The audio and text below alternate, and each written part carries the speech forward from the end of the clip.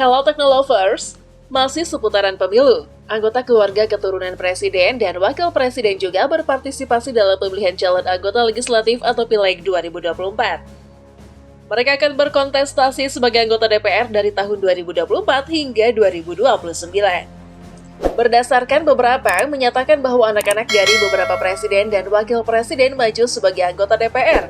Misalnya, anak dari Presiden kedua Soeharto, Titik Soeharto, dan putri dari Presiden kedua Soeharto, Siti Hediati Soeharto, maju sebagai anggota DPR dari Partai Gerindra di Dapil Daerah Istimewa Yogyakarta atau DIY.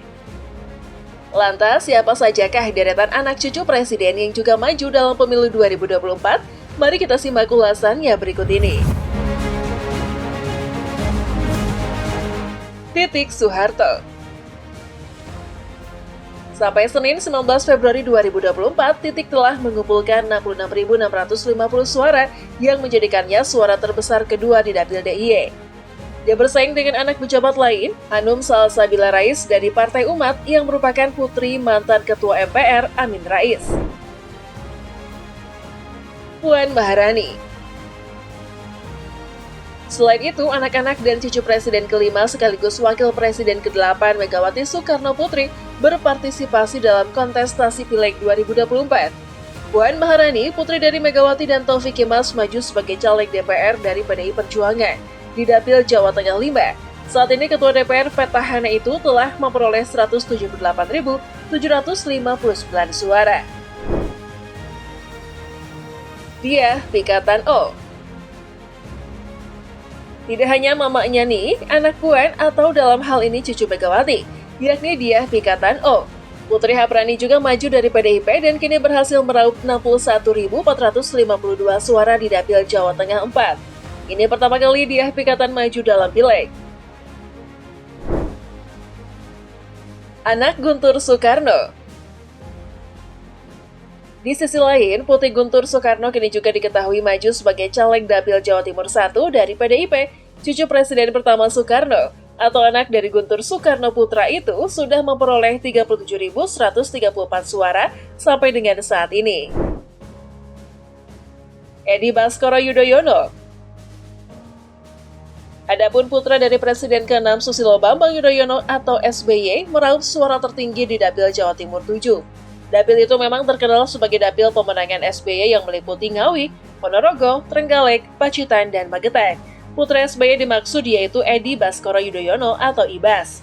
Anggota DPR petahana itu berhasil meraup sekitar 240.691 suara di Dapil Jawa Timur 7. Siti Mamduhah Ma'ruf Amin. Lalu ada juga putri dari Wakil Presiden ke-13 Ma'ruf Amin, Siti Mamduhah Ma'ruf Amin yang juga diketahui turut maju sebagai caleg DPR Dapil Jawa Barat 11. Siti Mamduhah Ma'ruf Amin yang juga dikenal sebagai Teh Mamam dilahirkan di Jakarta pada 22 Januari 1969.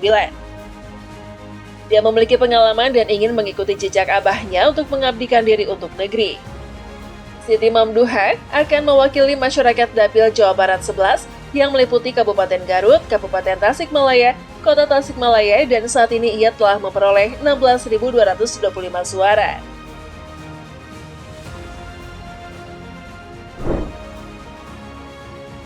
Perolehan suara partai.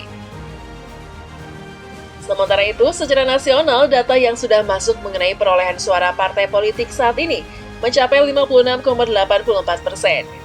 PDI Perjuangan atau PDIP mendapatkan 10,59 juta suara atau 16,63%.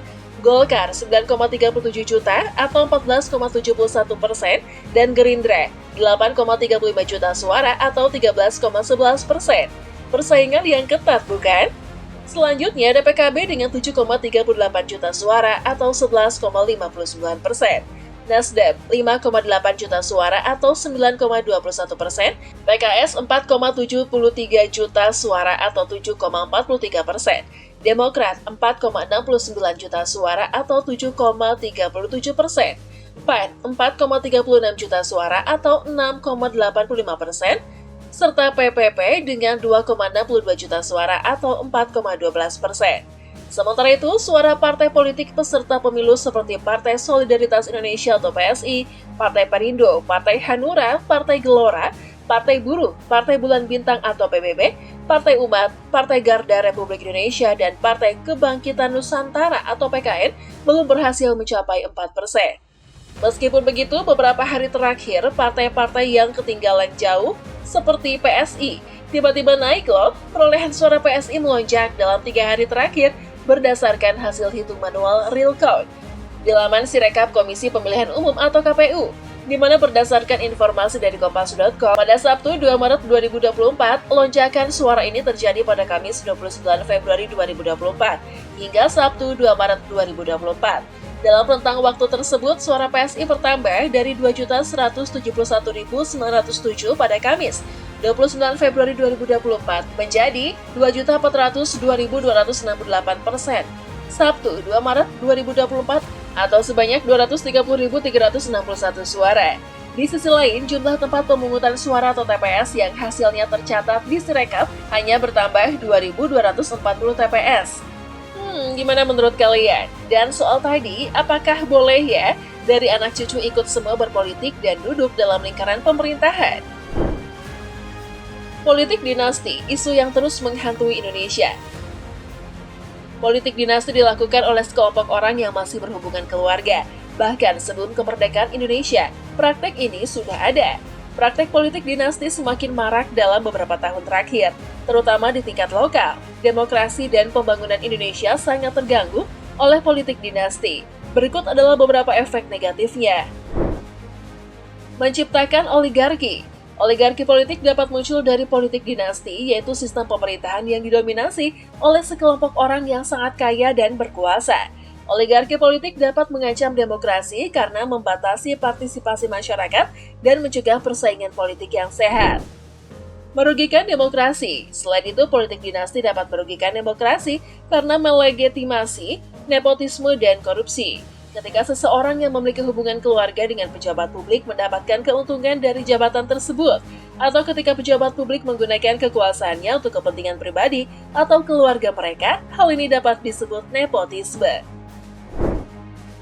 Menghambat regenerasi kepemimpinan.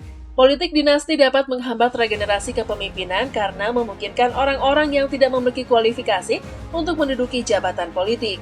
Ini dapat menyebabkan stagnasi dalam pembangunan karena tidak ada pemimpin baru yang memiliki ide dan gagasan baru. Mengurangi partisipasi masyarakat.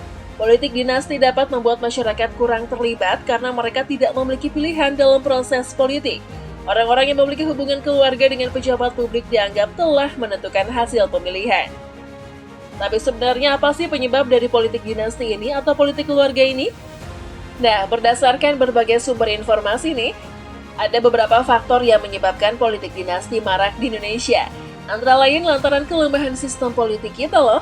Sistem politik Indonesia yang masih lemah dan tidak transparan membuat praktek politik dinasti mudah terjadi. Sistem politik yang lemah tidak mampu mencegah praktek nepotisme dan korupsi. Tidak hanya itu, penyebab lainnya adalah karena kurangnya transparansi dan akuntabilitas di negara kita. Di mana kurangnya transparansi dan akuntabilitas dalam proses politik juga menjadi faktor yang mendorong praktek politik dinasti. Kurangnya transparansi dan akuntabilitas membuat masyarakat sulit untuk mengawasi proses politik dan mencegah terjadinya praktek nepotisme dan korupsi alias politik dinasti tadi. Nah, gimana menurut kalian Tech Lovers? Apa boleh sekeluarga maju politik semua? Coba berikan tanggapan kalian di kolom komentar.